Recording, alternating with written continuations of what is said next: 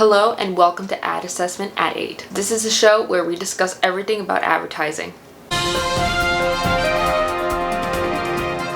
People, industry, campaigns, agencies, and more. This week on Ad Assessment, we'll be talking about the one thing that's on everyone's mind. You got it right, folks. It's the 2020 Advertising Hall of Fame nominees. Today's segment, we're going to be focusing on Cossette, a Canadian marketing communications company that already has a few awards under its belt. Cossette offers communications and marketing services across Canada. The company provides research, strategic planning, advertising, sales promotion, direct response, direct marketing, customer relationship management, technology solutions, and brand and design services. That is a mouthful, don't you think? Cossette was founded in Quebec City, Quebec by Claude Cossette in 1964. At the time, it was called Cossette et Associés Graphistes Conceal, and it was solely a graphic design firm. Cossette relaunched in 1972 as a marketing agency. They since expanded their offices in Toronto, Halifax, Montreal, and even Vancouver. In 1986, Cossette won Newsmaker of the Year, and in 1991,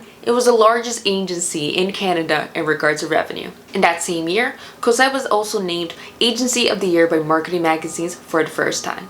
They then won this title again in 1998. In 2016, 2017, and 2018, Cossette was awarded Agency of the Year by Strategy Magazine. The agency's top clients include McDonald's Canada, Sick Kids Foundation, and Tourisme Montreal. Though they have been working for much longer, Cossette has been the agency of record for McDonald's Canada since 2000. Our correspondent Delaney Murray actually caught up with the Chief Marketing Officer of McDonald's Canada today, Antoinette Benoit, to chat about the company's relationship with the agency and why she loves working with Cossette. To you, Delaney. First question, pretty easy, I think, is what do you enjoy about working with them? What I really enjoy with Cossette is that it's a team of super talented and dedicated people. It's just like crazy. Those people, they breathe the brand, they love the brand, they embrace the brand, and they are just all along the way with you. It's like it's not only your brand, it's their brand. And I think that's what I love with them. It's your really, really partners. We do things together, and that's rare to have such a quality of partnership. Cool. Okay. So it doesn't. Would you say that it doesn't necessarily feel like you're working like it's McDonald's and an agency? It's kind of like all together. That's very well said. Sometimes you could join some of our meetings and you would not know who does what. Okay. You would not know if the person is working for Cossette or for McDonald's because all the people are so passionate about their job, and more, I think with the way we work, people are able to talk about the brand as if they were working really for the brand. Okay. So we have been sharing lots of knowledge about the business, so everybody is now really well knowledgeable about the brand. So sometimes you don't know who is working for who. It's a good mix. Okay. Awesome. And then so you've obviously, well, I assume you've worked with other agencies before moving to Canada, right? When you were in Europe. So is Cossette different from other agencies you've worked with before, and how so, if yes? So I was very lucky in my career with McDonald's. I have worked with amazing agencies. So if I think of my time back in France, we also had an amazing relationship with TBWA at the time. And I think, in fact, when I came to Canada, I really wanted to recreate that and make sure that we had the same quality of relationship and working as closely, which means you're not the client and they are the supplier. You're just both partners and you respect each other. They are not there to serve us. They are there to challenge us, and we are there to challenge them and together to do really good work. You know, it's always about together going against any kinds of complacency, always being ambitious, always wanting to do the next big thing right. Yeah. And That's interesting. yeah, that's the beauty of it. And that's amazing because those people have so much passion. Yeah. I think that's interesting what you say about complacency and challenging each other, because I guess from a student's perspective, you hear a lot of, like you need to please the client, or like fighting with the client, or stuff like that. But it's interesting to see that you both challenge each other, and it obviously ends in amazing work. Yeah, and I think because we're in Canada here, so one of the differences with France is that people are very polite, more polite than where I come from. So it took me some time to understand that we really had to tell the agency, tell us no. It's totally okay, guys, to tell us no, you can do it. It's not the right time frame. It's too short. Maybe it's not the right thing to do. And I think that's what we have developed the most during those days, those years. It's having the agency able to get out of their clients' respect, and treat us more as equals.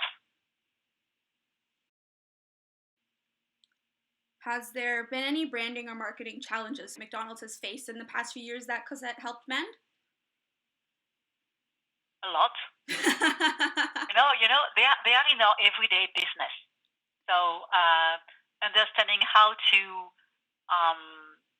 speak to our core business with bacon, understanding how to launch our new Best Burger campaign with this new platform we have, where you have lots of images and lots of sounds. This was a very successful campaign. Talking about RMHC, and we have a campaign that's just starting now, which is called Fries for Good, and it's one of our new platforms to where you see a dad with a little girl in the car, or you saw them a month ago, also in another spot, which was to entice people to use mobile ordering before going to the drive-thru. So they help us in everything. And I mean, a strong agency is an agency that works on the strategy with you. A strong agency is not there just to execute your strategy. A strong agency works with you on the strategy, on developing your strategy. From the and very that's start, how they can be, and that's how they can be really strong at finding the solutions to bring your strategy to life. It's because they have been involved in building the strategy with you. Awesome. So I like that you because you said that they're an everyday agency, which I haven't heard before, but it's very illustrative to, I guess, what kind of an agency they are. So I'm sure that you're in contact with them almost every day to talk about more stuff. Several times a day. Okay. No, really, honestly, we work with them every day. They are the extension of us. Yeah. It's one team. It's really, really one team. Cossette's strong relationship with its clients is one example as to why they are nominated for the Advertising Hall of Fame. Their commitment to continuously provide strong campaigns is what our projectionists predict will be a major player in the possible induction for the Advertising Hall of Fame. Cossette's work with Sick Kids Foundation has earned the agency 3 golds: evolution strategy, cause and social strategy, plus a bronze for its connection strategy. Delaney, our correspondent of course, was able to interview 2 members of the Sick Kids Foundation team: Daria Lysenko, the team leader, and Craig McIntosh, an executive creative director. Approach. What we do sometimes at Cossette, we call them scrimmages, or we call them workouts back then, but scrimmages, and it's instead of briefing 1 or 2 teams with a typical strategy brief, and they go away for 2 weeks and then come back and they're like, "Hey, here's our work." We kind of do this only for big pitches and some other big projects. We'll book a room off site for a week. So in this case, it was the upper floor of the Drake, and they have a little room off the bar there. Oh yeah, and I've been the client, the client came in on Monday morning with us, and we did the little briefing thing, and then they bug off, and then Monday, Tuesday, Wednesday, Thursday, we had 3 teams in there, just cramming, we just write on the walls, paper with stuff, and then we bring the client back in on Friday, and she came in with Ted Garrard, who's the head of the foundation, who's the president of the foundation, came with a couple other dudes who I don't think are no longer there, and we shared 6 different territories, and they're like, that one. So I picked that one, and that it was through talking about it and coming up with the idea that we kind of kind of really solidified on like the actual brief and idea, which was like just because this wasn't before we came up with the idea, but it was transitioning from stop acting like a charity and start acting like a performance brand. A little bit of it was at the outset. I mean, because we had taken a tour, James and I, and along with Carlos and whatever, and we noticed it really did come out of the truth of the place. Like, it's funny. One of my old girlfriends used to work there years and years and years ago as a dietitian, so I used to actually go there a lot and just like sit in the lobby waiting for her to get off work. And it always like kind of sparked some awe and marvel and wonder at the place because it's pretty cool to be there. But even going even deeper when I started working on it and taking this tour is first of all the kids and the doctors and nurses, but it was noticeable, it was palpable that they weren't sad or weak or like there weren't people just like boo-hoo, like weeping in the hallways and stuff. Yeah.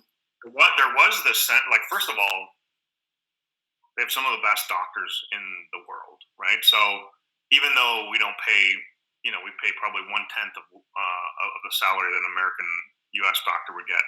A lot of them come to work here simply because they get to work with like the sickest of the sick. So they get to try, work on diseases and illnesses that they probably won't get in a big American hospital because these are like the really niche ones. So, they can make a career through academics and through publishing papers and through research, right? Because it's also a research hospital of like trying to, beat or identify some of these really rare diseases. So they get notoriety in a different way. They may not get it in monetary terms, but they'll get, they'll become famous through publishing academic papers and all that kind of stuff. So it's a big draw for really like A-level,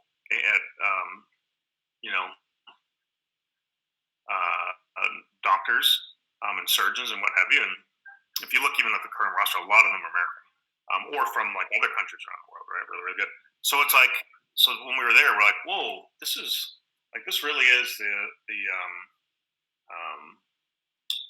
like the New York Yankees of hospitals, right? It's like the winning team with the best players, and look at even the kids. The kids are all like, you see kids with like shaved heads, and they're going through like their 6th round of chemo, or walking through that, laughing, giggling, sitting in the food court. Oh, yeah. Kids are resilient.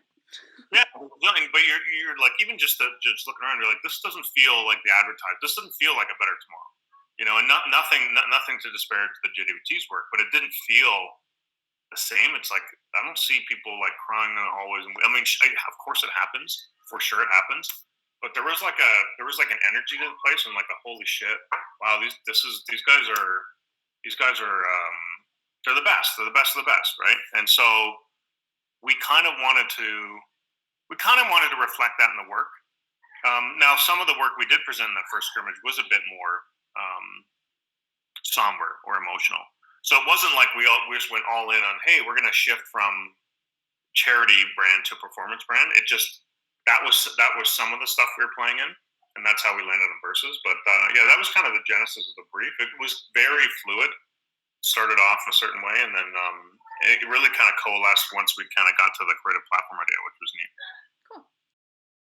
Of course, we can't speak about Cossette without mentioning the agency executives that led to the agency's great success. Louis Duchesne, President of Quebec and East. Daniel Shearer, President of Ontario and West. Peter Ignacy, Global Creative Chief Officer. Brooke Lalande, Senior Vice President and General Manager of Ontario and West. Axel Dumont, National President, and Melanie Dunn, the CEO. Here at Ad Assessment, we have a pretty strong feeling that these advertising heads will be walking away from the Advertising Hall of Fame with trophies in their hands from the ceremony. And that's all for tonight.